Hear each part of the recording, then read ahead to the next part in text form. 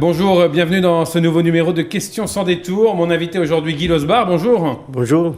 Alors Emmanuel Macron est arrivé en tête en Guadeloupe, il a un peu plus de 30% des suffrages, vous êtes heureux ?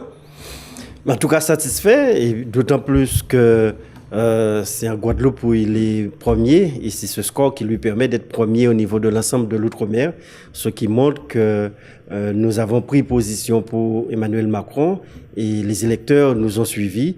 Et je profite déjà pour remercier tous les électeurs qui ont porté le suffrage à Emmanuel Macron. 30%, c'est un bon score ou vous attendiez pas un petit peu plus, non ? Non, il faut dire que c'est une élection présidentielle particulière où la campagne ne se réalise pas comme pour les élections locales. On sait très bien que la mobilisation, on s'attendait à une mobilisation très faible. Mais ce qui est surtout important, c'est que l'engagement que nous avons pris au niveau de Guadeloupe Unie et au niveau de la région, le président Chalus, a été respecté et suivi. C'était un test pour vous ?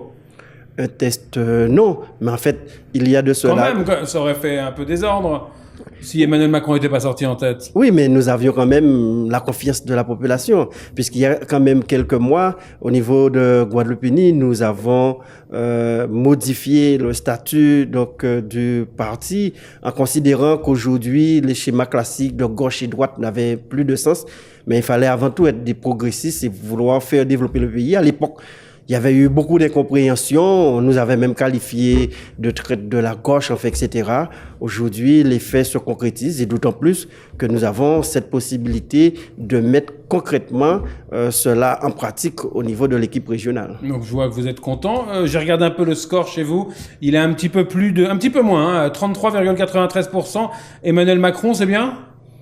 Mais c'est bien. Ouais. Nous allons poursuivre la mobilisation. Vous vouliez mieux, j'imagine. Mais c'est tout à fait normal que je puisse vouloir mieux. Ouais. Et d'ailleurs, nous ferons mieux au deuxième tour. Ouais, ça on l'imagine. Vous avez fait campagne mollement, on peut le dire, pas vous spécialement. Vous êtes réveillé dans la dernière semaine. C'était quoi ? C'était la peur d'une défaite d'Emmanuel Macron, parce qu'on connaissait pas en fait son poids électoral. C'était quand même une inconnue. Non, puisque nous avons eu une convention à Cap-Esther où clairement et fortement le parti a mis en avant son positionnement.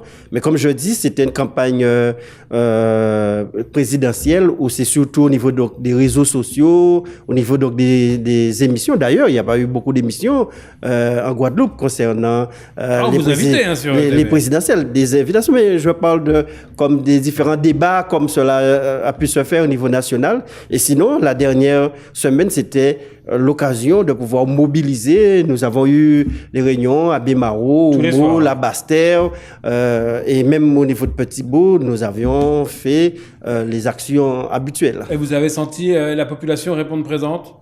Non, il est vrai, le principal problème, c'était avant tout de faire comprendre à la population la nécessité d'aller voter, puisqu'il semblait que cette élection soit lointaine, ou encore 11 candidats, donc on attend le deuxième tour et autres. Donc c'était première difficulté, et ensuite faire comprendre la démarche que cette vision, cette approche d'Emmanuel Macron par rapport à l'outre-mer, et ce qui en tout cas a été compris en Guadeloupe compte tenu du score qu'on a obtenu. Même s'il y a eu une participation en baisse, 49% à Petit-Bourg il y a 5 ans, 41 là, c'est tout de même 8 points de moins. Enfin, ce ne sont pas les mêmes candidats, ce n'est pas le même contexte. Et comme vous dites, c'est encore plus significatif d'avoir ce résultat alors que la participation est très faible. Puisque je rappelle que sur l'ensemble des Outre-mer, c'est seulement Guadeloupe qu'Emmanuel Macron est premier et avec un écart tel qui lui permet d'être premier sur l'ensemble de l'Outre-mer. Ouais. On l'explique comment, justement, le fait qu'il y ait qu'en Guadeloupe où il pèse, il n'a pas convaincu ? Non, le fait qu'il y ait qu'en Guadeloupe, c'est parce qu'avant tout, il y a eu... Votre mobilisation, c'est ce que vous allez me dire, notre positionnement, puisque Guadeloupe, il y a une convention, l'équipe régionale a pris position. Il était soutenu à La Réunion aussi. Oui, donc, mais il était soutenu au niveau de La Réunion, mais peut-être c'est... Nous, l'avantage que nous avions en Guadeloupe, c'est que ce qu'il propose, on peut dire qu'il est déjà en application à travers l'équipe régionale, puisqu'il y a des membres de droite, de gauche, des nationalistes, et les gens se rendent compte qu'il y a quand même une unité au niveau de l'exécutif régional, ce qui a permis aux Guadeloupéens d'être beaucoup plus confiants. Mais ce qui est surtout important, c'est que Emmanuel Macron est qualifié pour le deuxième tour, mais il y a encore 15 jours d'élection. Il appartient de mobiliser... Vous allez nous faire croire que le deuxième tour n'est pas encore plié ?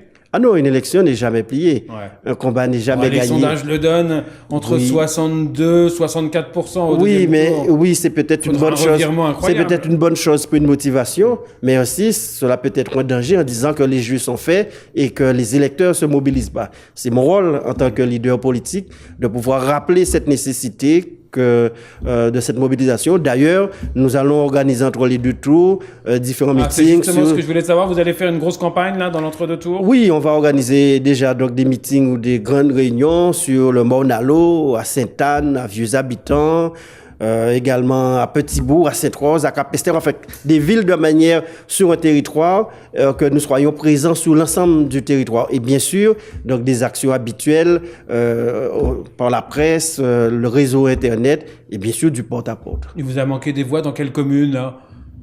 Non. Vous avez analysé tout ça? Vous avez regardé là où vous avez pêché un peu? Nous avons analysé commune par commune. Ouais. Et également, nous avons, par exemple, dans certaines communes, nous avons même pu analyser bureau par bureau pour vous dire que cette analyse est forte et nous savons dans quel secteur il faut pouvoir intervenir. Et puis, on sait qu'il y a une dynamique aujourd'hui autour de la candidature d'Emmanuel Macron. Il y a le réflexe républicain, donc ce qui va accroître cette mobilisation pour le deuxième tour. Il va revenir, Emmanuel Macron? Vous avez eu contact avec ces équipes là? Ils vous ont félicité? Mais vous comprenez parfaitement que, compte tenu du score de la Guadeloupe, cela ne peut être qu'un poids supplémentaire par rapport à ceux qui l'ont soutenu. Il faut rappeler que quand on a pris position dès le mois de décembre et autres, à l'époque, Emmanuel Macron était à 10-12%. Et aujourd'hui, c'est pas décidé qu'il puisse venir ou pas, dans la mesure que lorsqu'on vient, c'est pratiquement 2 jours, puisque ce sera sans doute compliqué. Mais ce qui est surtout important, c'est que nous puissions rester Ils vont mobilisés. vous envoyer quelqu'un de sa campagne, de son équipe de campagne alors? Les choses sont en train de se mettre en place.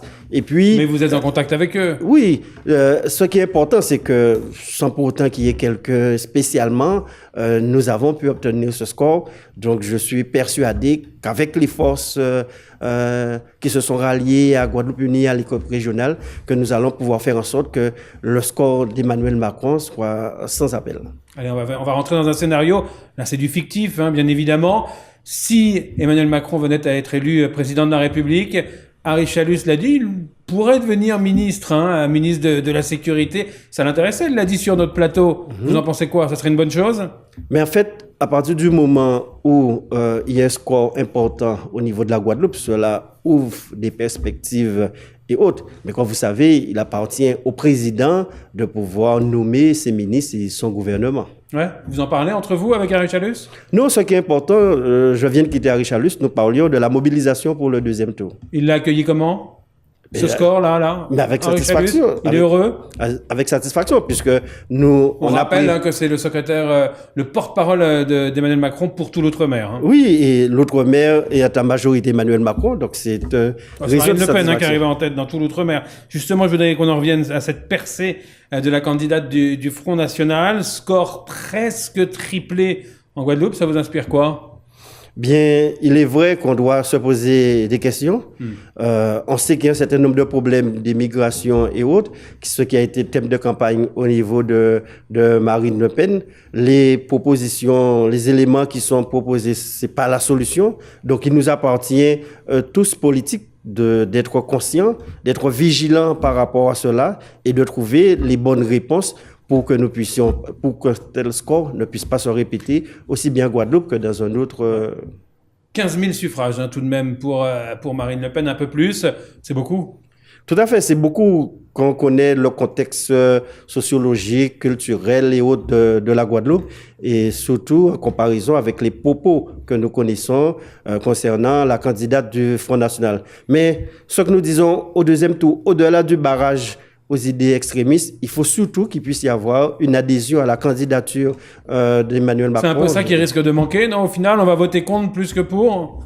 Non, c'est ce que j'explique. Il faut peut-être voter contre par rapport à ces idées, mais il faut surtout voter pour cette démarche, cette vision qu'il a de l'outre-mer, de dire que l'outre-mer, ce n'est pas une charge, ce n'est pas un handicap, ce n'est pas un poids, un coût, mais bien au contraire, des potentialités, des atouts, et qui peuvent être mis en avant pour le développement de l'outre-mer, mais aussi nous pouvons être une chance pour la France même d'une manière tout entière. Vous êtes un observateur avisé, on le sait, vous êtes un chef de parti au plan local. Vous regardez comment la droite qui a réussi à perdre une élection qu'on disait imperdable. Oui, cela montre que quel que soit le combat, il faut pouvoir faire preuve d'unité, puisqu'on sait très bien que c'était pas le cas. Et puis, il y a eu toutes les affaires concernant le candidat qui voulait mettre en avant le redressement, la moralité, en fait, etc. Et sa personne même n'était pas en adéquation avec ses propos et ses objectifs. Forcément, la population a sanctionné. Et sur le plan local, régulièrement, vous recevez les différents leaders ou responsables de la droite. On sait que là aussi, ce n'est pas preuve d'unité. Nous, ce que nous disons, c'est que bien au contraire, il faut une Guadeloupe unie. Et notre Faites votre pub, là. Non, c'est notre, c'est cette volonté. Et puis, les mois, les semaines passent, on sent que cette démarche, cette vision nouvelle que nous avons pour le territoire est de plus en plus comprise par la population. Vous avez misé sur le bon cheval, Emmanuel Macron. C'est pas le cas de vos anciens amis, hein, les socialistes, qui avec Benoît Hamon, ils ont la mine un peu déconfite aujourd'hui? Non, c'est pas une question donc de miser sur un cheval, mais parce que nous étions en adéquation par rapport à la démarche. Il a la même démarche que nous, cette vision du territoire, être progressiste et non pas enfermé dans des dogmes, soit de gauche ou de droite, idéologique ou pas. Mais ce qui est important, c'est de vouloir faire avancer le pays. Et c'est en ce sens que nous l'avons choisi. Vous êtes content de ne pas avoir choisi Benoît Hamon? Mais c'était pas non plus dans la question. À une autre époque, ça aurait pu être le cas. La question ne s'est pas posée et c'est pour cela que je vous dis qu'il y a eu cette mutation puisqu'on s'est rendu compte que parfois le Parti socialiste pouvait être le plus conservateur sur un certain thème où il fallait pouvoir faire avancer la société et qui a créé cette rupture qui s'est concrétisée il y a déjà 2 ans lors des dernières élections. Ouais. Aujourd'hui, nous avons une vision nouvelle pour sur le plan politique et la partie de pouvoir concrétiser cela et surtout redonner espoir aux Guadeloupéens. Ouais, les législatives, vous serez en ordre de marche? Bien, tout à fait. Nous serons présents dans les 4 circonscriptions de manière à pouvoir renforcer encore ce poids électoral puisque il faut rappeler quelle a été la situation pour ce premier tour et l'objectif ce serait de pouvoir donner 4 députés à la majorité présidentielle après l'élection d'Emmanuel Macron. Ouais. Vous nous donnerez quand les noms?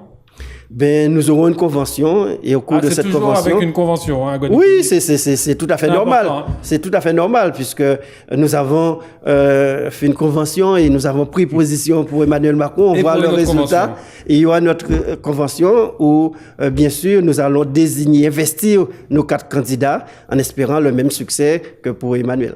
Ben, je vous donnerai rendez-vous pour les prochaines législatives alors. Tout à fait, je serai avec plaisir votre invité. Merci à vous Guy Losbar. Yes. Excellente fin de journée sur l'antenne de TV. On se retrouvera demain et je recevrai Marc Guille, le porte-parole, le représentant de Marine Le Pen en Guadeloupe. Excellente soirée.